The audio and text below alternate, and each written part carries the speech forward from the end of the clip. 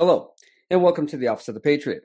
In this office, we try to make sense out of the nonsense of the progressive left and RINO right. My name is Myron Ybarra, and I'm your host. And I'm Angry Mike, your co-host. Excellent. I hope everyone had a fantastic and safe Independence Day. Well, mine actually sucked. Not because it was Independence Day, but because I came down with a horrible flu, or maybe it was COVID. To be honest, I really don't know, and I don't care. I refuse to be a COVID statistic for our government to try to use or upsell the jab to the lemmings. Suffice to say, it did kick my ass for about 5 days straight, so I missed the 4th of July festivities and last week's presentation, which is just a follow-up to the week prior presentation where we did a real-time review and fact check of the debate between Donald Trump and Mumbling Joe Biden.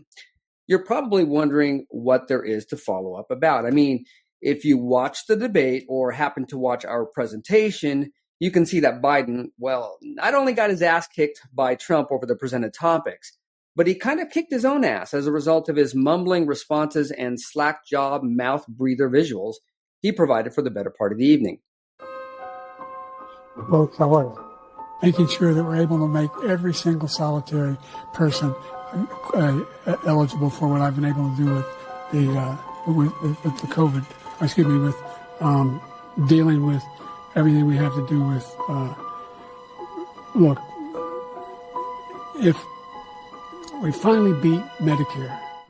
And if you've been watching legacy media or virtually any political commentary outlet on the internet, you've probably seen hundreds of different reviews and fact checks as a result of this debate. So we're going to leave all that alone, and we're going to focus on what's going to happen next. Office of the Patriot prediction for the possible Joe Biden second term and the resulting responses and actions by the Democrat Party.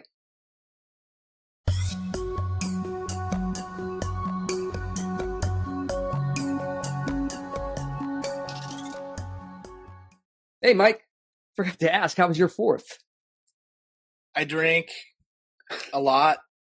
I guess it's the only way I can stomach being around retards, communists. I get it.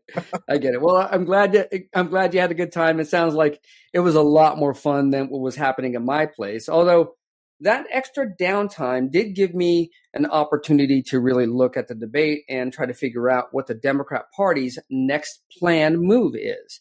And given what I've seen, they haven't surprised me at all. There's a pretty large contingent of people who believe that Joe Biden will ultimately step down prior to Election Day. I'm not one of those people. I'm looking at this from a number of different facets. First, while he is old and senile, his hubris is well established, and it doesn't appear that the decline in his mental acuity has affected it in any way. I've said it before, confidence is a necessary trait of a political leader. However, the knowledge that you've been sent there to do a job by people who voted you into office should have a tempering effect of this trait. In Biden's case, it doesn't. In lay terms, this buffoon is full of himself, and his age didn't soften this trait. You have countless, and I literally mean countless instances of this idiot outright lying, where he's been called to the carpet over his lies, yet appears to suffer no humility. When you get to a point where you believe that everything you do is correct and everything the opposition does is incorrect, then there's not much anybody's going to be able to tell you that will convince you that you are traveling down the wrong path. And this is exactly what has happened to Biden. It probably doesn't help that his sadistic family, to include his babysitter wife and crackhead kid, are likely behind the scenes pumping up his ego. So, like he's already claimed, I'm not leaving. I'm not fucking leaving! Yeah, all politicians have inflated egos. Everybody knows that.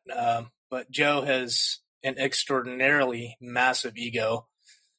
So I pretty much knew he wouldn't step down, like you said. And short of his own family urging him to bow out, he isn't going anywhere. But even before his clear cognitive decline, he was always full of himself.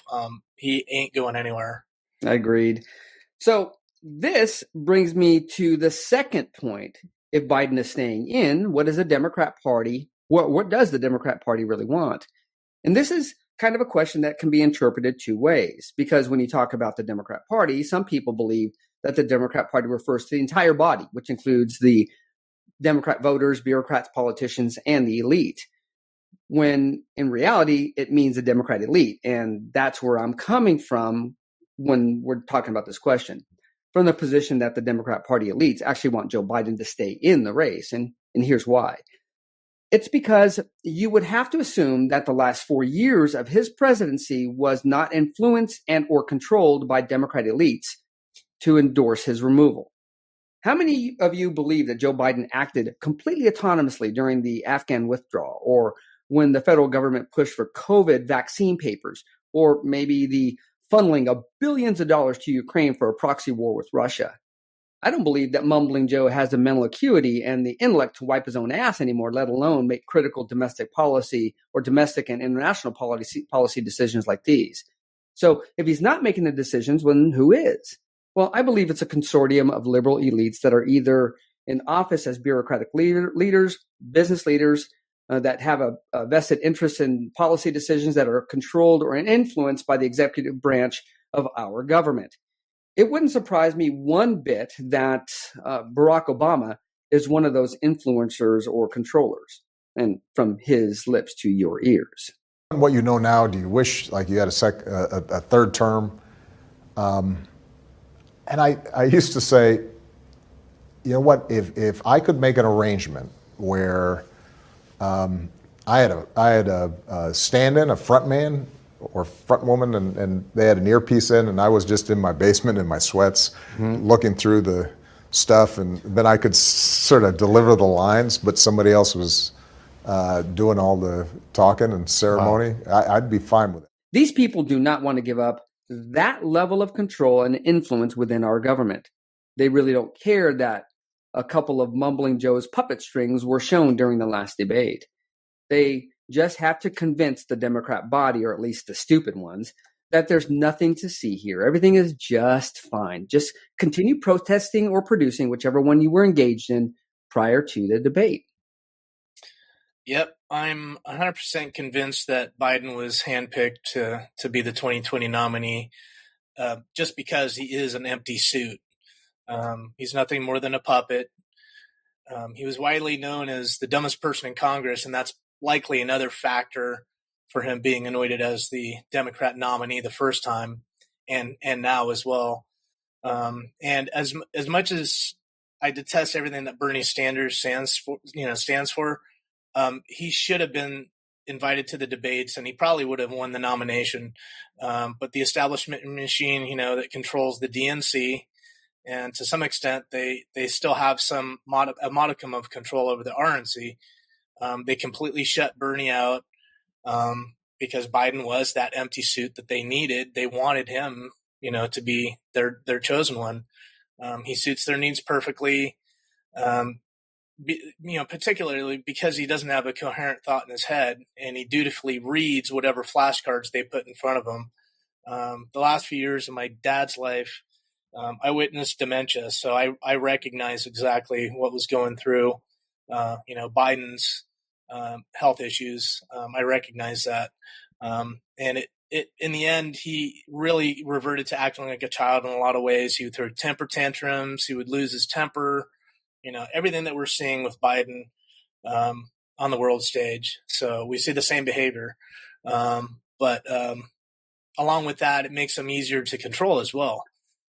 So as you said, my best guess is also there's a group of influential Democrats. I think it's mostly politicians or people in the political sphere. It could be some business people as well, but like Obama, Valerie Jarrett, and I have no doubt Susan Rice is in there too. And it's interesting. I always thought that Susan Rice would make a formidable Democrat nominee for president because she's well known to be well versed on the world stage, but she avoids the spotlight because she wants to play the puppet master. So I think she's one of the chief people behind the scenes. And simply put, Biden is just their useful idiot puppet. Agreed. That's actually well put, a useful idiot puppet. And finally, the Democrat elites want Joe Biden to remain in office because, as Mike alluded to, he is the perfect puppet. Yet I'm pretty sure that they believe he will not garner enough votes in the general election to win. So what are they going to do about this? Well, if you've been paying attention to the news lately, there is an all hands on deck call to virtually all Democrat politicians, bureaucrats, business leaders regarding Joe Biden's future as the leader of the Democrat Party. But as I said earlier, I believe this is bullshit. He is and will remain the nominee at least through this election. Now, I would be remiss if I said that there was absolutely no chance that Biden is going to be replaced prior to the election. But the only person who could replace him is Harris. And she doesn't have the approval numbers Biden does, even factoring in his dementia. Right now, the Democrat Party is all about numbers. How many legitimate votes will Biden get versus Harris? How many of you have seen the movie American Me? Go ahead and post down in the comments section if you have seen it. There is a scene in the movie where prison officials are scattering Mexican mafia members throughout institutions in California to dilute their influence. This was at the beginning of their reign. And to combat this, these members contacted their attorneys who set up an attorney-client meeting with all the members who were slated for transfer. During this meeting, they weren't really discussing any legal matters or even the pending transfer. What they were discussing was how they were going to use this transfer of the gang membership or the gang members' leadership to their advantage. This is how the Mexican mafia grew and expanded its reach throughout all of the California prisons. And this is exactly what the Democrat Party is doing right now. And I believe what they're talking about going forward is how to cheat in the 2024 election. Because let's face it, there is no legitimate way Democrats can secure a win with Joe Biden, Harris, or pretty much any Democrat politician in office. It's not like this is a new idea. From day one of Biden's presidency, most of us believed that there was some malfeasance on the part of the Democrat Party in the 2020 election. They cheated, and it's going to happen again. But I believe the scale is going to be much larger. Yeah, that's the question. Will the Democrats try to cheat again? And I think that's a given. There's a ton of liberals that don't even care that, Biden is out in la la land. I've heard this from people that I know. These people only care about their team winning. It's like it's just pure tribalism. It's bizarre, but I guess we're kind of used to seeing that behavior from them. That's all they care about is their team winning the elections and holding on to power. And they seem completely disinterested in knowing, who holds the keys to the nuclear codes, as long as it's someone on their team. That's all they care about. They want complete control over the rest of society. So just the other day I was watching the View. I wasn't watching that channel, but they had a clip that had played earlier that morning. I think I was watching Fox Business, and it was Whoopi Goldberg, and she said literally, and I'll quote, she said, show me he can't do the job and then we'll talk. And she said, I don't care if he shits his pants. She said poop his pants, but that's exact. Those are the things that were going through her head. So we have to assume all Democrats are thinking the same thing. Listen, I'm just going to add my 2 cents because I wasn't here on the day that y'all talked about it. I don't care if he's pooped his pants. I don't care if he can't put a sentence together. Show me he can't do the job, and then I'll say, okay, maybe it's time to go. Now, so, yeah, the level of stupid that liberals exhibit is astounding to me. So, along with the retarded mindset, is it a stretch to think many liberal voters are okay with the DNC cheating? Yeah, I think it's safe to say they're okay with that. There's currently a battle in Congress. Actually, the battle is over. There was a bill sponsored by the House. It passed the House with almost all the Democrats, except I believe 5 House Democrats voted to pass the bill to make it illegal for illegal aliens to vote in federal elections. You think this is a no-brainer. So it goes to the Senate, and this morning it was shot down. So it's pretty clear what's going on. So if that doesn't crystallize what's at stake in this election, then I don't know what will. If they cheat and win, the shit is going to hit the fan. Agreed. So now we're at a point what can be done about it. I believe the RNC is taking steps to ensure that voting districts that were compromised during the 2020 election are secured by oversight of the voting processes. And what we can do about it, as people, as voters, is a little bit easier, but it's a little bit contrary to what you've been told or at least believe, that good Americans vote on election day. Unfortunately, this is no longer the case. Ladies and gentlemen, please get your ballots in under the early voting processes of your state. It's really that simple.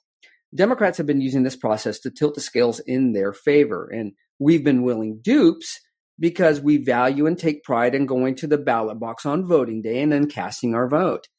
Many of these voting day ballots that were cast in the 2020 election were not counted, mine included. And if we're going to see another Trump presidency, we are going to have to employ the same measures that the Democrat Party employed in 2020 that gave them the win. Voting process oversight, ballot security, and early voting are the only way to victory for the Republican Party in the 2024 election. And this concludes today's presentation of Office of the Patriot. If you enjoy the content, please take the time to like, subscribe, and share our channel on your social media. It is very much appreciated, and vote early. Agreed. Further, please take the time to comment. Engagement is the major metric social media platforms like Rumble and YouTube and others use in their search algorithms. The more people that like and comment, the more this channel will come up when social and political content like this is searched for. And as always, have a blessed day and stay safe out there.